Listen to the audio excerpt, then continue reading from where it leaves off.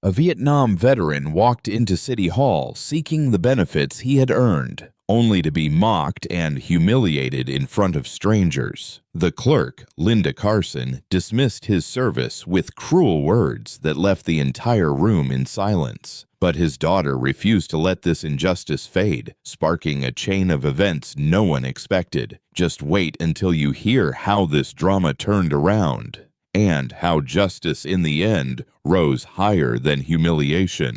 John Mitchell had lived a life marked by discipline, sacrifice, and quiet resilience. Decades earlier, as a young man barely out of his teens, he had crossed the ocean wearing the uniform of his country. Now, with silver hair and a steady but fragile walk supported by a cane, he carried with him the invisible weight of years of service. His destination that day was not a battlefield or parade ground, but the city hall of his small Ohio town. He came with a folder of documents neatly arranged under his arm, papers that represented the benefits and assistance he had earned through long service and lasting injuries. The building itself felt imposing. Tall ceilings, fluorescent lights buzzing faintly above, and long lines that moved with the usual impatience of public offices. John waited quietly, leaning against his cane, not drawing attention to himself. His worn jacket and scuffed shoes suggested modest means, but his posture and the deliberate calm in his face revealed something deeper: pride, self-respect, and the quiet dignity of a man who had endured much and asked for little. When his turn finally arrived, John stepped forward to the counter where a middle-aged clerk named Linda Carson sat behind her desk. Without glancing up right away, she stretched out her hand for his documents, her tone flat and brisk. John offered them politely and began explaining his case, his voice steady but soft, as though he was used to being overlooked. For him, this was a simple process, a matter of paperwork, signatures, and verification. He expected bureaucracy, artsy, perhaps even some delays. What he did not expect was mockery.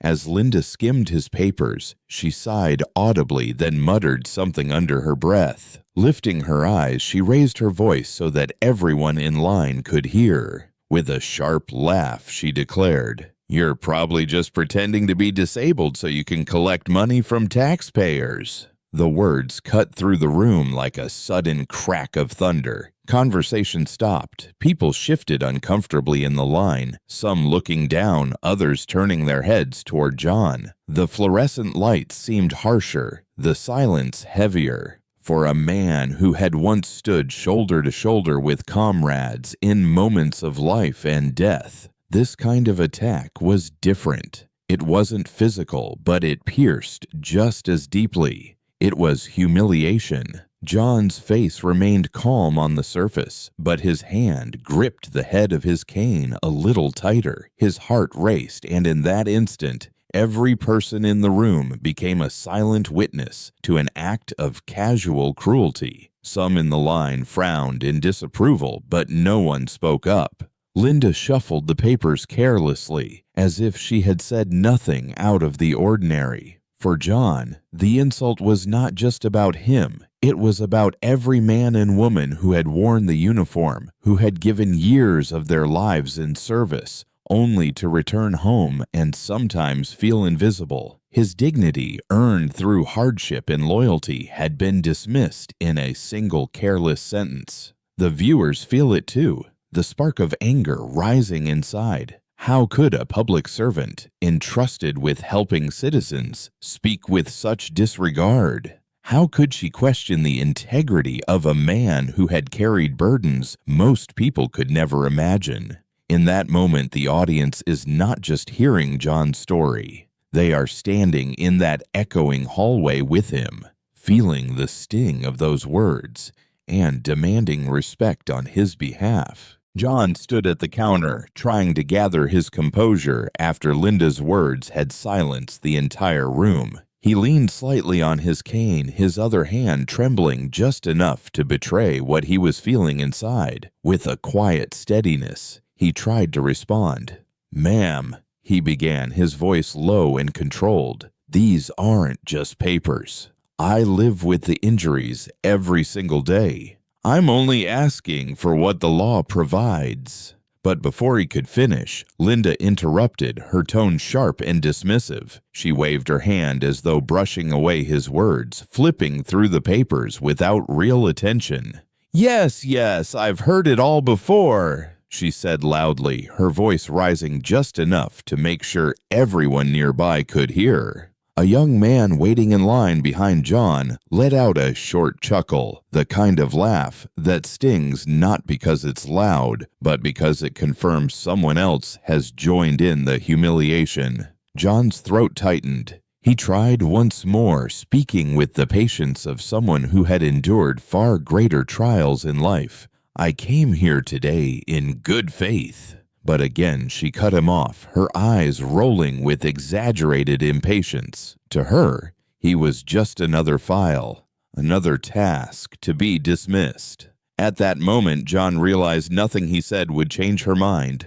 The air in the room grew heavier, each second stretching like an eternity. He could feel the heat rising to his face, not from anger this time, but from the deep ache of being disbelieved in front of strangers. For a man who had lived by duty and honor, there was no deeper wound than being treated as though his truth had no value. Without another word, John gathered his documents back into his folder, turned slowly, and began the painful walk toward the exit. The sound of his cane tapping against the polished floor echoed in the silence. Each step felt heavier than the last, as though the weight of years and memories pressed harder on his shoulders. By the time he pushed open the glass doors of City Hall, his vision blurred, not from age, but from tears he fought to hold back. That evening, at home, John sat in his favorite chair, the same one where he often read old history books or listened to the radio. His daughter Caroline noticed immediately that something was different. She had grown up admiring her father's resilience, seeing him as a man who never faltered no matter the challenge. But when she asked about his day, John hesitated. His voice broke slightly as he recounted what had happened. Caroline listened in stunned silence. She had never seen her father like this. His shoulders slumped, his eyes dim, his words carrying the weight of humiliation. For the first time, she saw the war hero not as an unshakable figure, but as a man wounded by the very system that was supposed to support him. The pain was twofold. John felt stripped of dignity, and Caroline felt powerless watching the strongest person in her life reduced to quiet sorrow. Viewers too feel this ache. It is the sorrow of knowing that someone who gave everything has been left standing alone, his honor disregarded by the very institutions that should have protected it. Caroline could not forget the look on her father's face that evening, the quiet defeat in the eyes of a man who had once marched through jungles and returned alive against all odds. To her, silence was not an option. If City Hall had chosen to dismiss him, the world outside its walls needed to hear his story. With determination, she sat beside John the next morning, her phone in hand. "Dad," she said gently, "people need to know what happened, not for pity, but for truth. You deserve to be heard." At first, John hesitated. He was not a man who liked attention. His instinct was to endure, not to complain. But Caroline's steady gaze reminded him that this was not just about himself anymore. It was about respect for every veteran who had felt invisible. Slowly, he nodded. She pressed the record button, and John began to speak. His voice was calm, steady, and without anger. He did not raise accusations, nor did he exaggerate. He simply told the truth. How he had gone to City Hall, how the clerk had spoken to him, how it felt to walk out under the weight of humiliation. He spoke not as a victim, but as a man who had served and simply asked for dignity. When the recording ended, Caroline uploaded it online with a simple caption, "My father deserves respect," Every veteran does. The response was immediate and overwhelming. Within hours, comments poured in by the hundreds, then thousands. Strangers from across the country wrote words of encouragement. "John, you are not alone. My grandfather went through the same, and he would be proud of you. This is unacceptable. Our veterans deserve better." Each message was like a spark, igniting something larger than either John or Caroline could have imagined. By the next day, the video had spread across social platforms, shared by veterans groups, local organizations, and ordinary people who felt the sting of injustice. Some wrote about their own fathers and brothers who had returned from service only to struggle in silence. Others demanded accountability from City Hall. The story had touched a nerve. What happened to John was not just his burden, it was a symbol of something many families recognized. Local news stations picked up the story. Reporters arrived at John's modest home, asking for interviews. At first, he was reluctant, but Caroline encouraged him. "This isn't just about you anymore. People are listening. They need your voice." And so, once again, he spoke with honesty and restraint, never once calling for anger, only for fairness. Soon after, community activists reached out. They invited John to speak at a rally planned outside City Hall, a gathering meant to demand better treatment for veterans.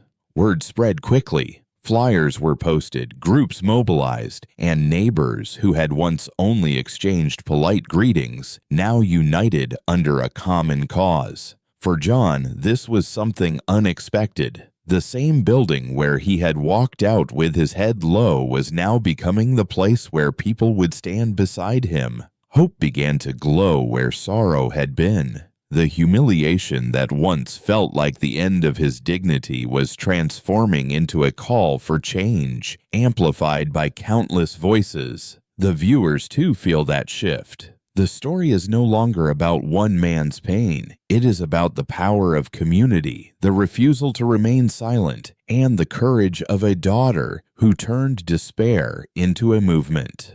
Hope has arrived, and it is unstoppable. The day of the rally arrived. The steps of City Hall, once a place of humiliation for John, were now transformed into a stage for truth. Veterans from every branch stood shoulder to shoulder, their hats and jackets marked with years of service. Families came with flags, banners, and homemade signs that read, "Respect our heroes" and "Dignity for veterans." Local media lined the sidewalks, cameras ready to capture the unfolding moment. At the center of it all stood John Mitchell, a man who had walked into City Hall weeks earlier feeling invisible, and now found himself surrounded by an entire community. Caroline stood beside him, her hand resting on his arm, her eyes bright with both pride and anticipation. The mayor arrived first, escorted by staff, visibly tense. He took his place at the microphone, the weight of public expectation heavy in the air. Behind him, Linda Carson, the clerk whose careless words had sparked the storm, looked pale and uneasy. The crowd grew silent. The mayor's voice, steady but formal, echoed through the speakers. "Today we stand before you to recognize a wrong that never should have happened. Mr. Mitchell, your service to this nation is beyond question, and the disrespect you experienced here was unacceptable. On behalf of the city, I offer a formal apology." He stepped aside, and all eyes turned to Linda. She swallowed hard, gripping the podium. "My words were inexcusable and offensive," she admitted, her voice trembling.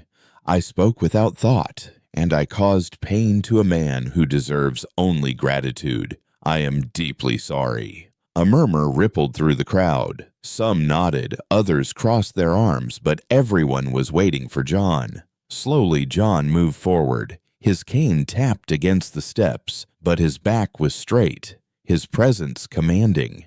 In his hand, he carried a folded American flag. the same one he had kept since returning from Vietnam decades ago. He unfolded it carefully and held it high, the fabric catching the wind. For a long moment, he didn't speak. He simply looked out at the sea of faces. Neighbors, strangers, veterans, children, all gathered because of one simple truth: dignity matters. Finally, in a voice steady with emotion, he began, "I didn't come here for anger.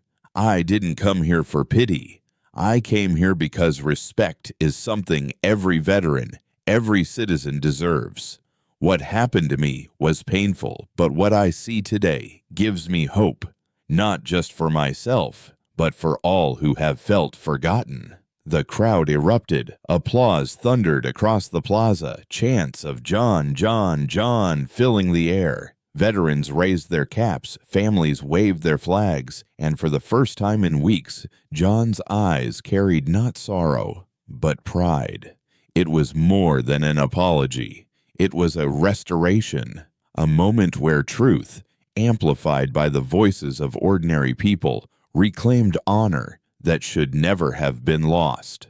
For those watching, both at the rally and through screens across the country, it was a reminder. One person's courage, one daughter's refusal to stay silent, had sparked a movement. And in that triumph, everyone found inspiration that no voice is too small, and no dignity is beyond restoration when truth stands behind it.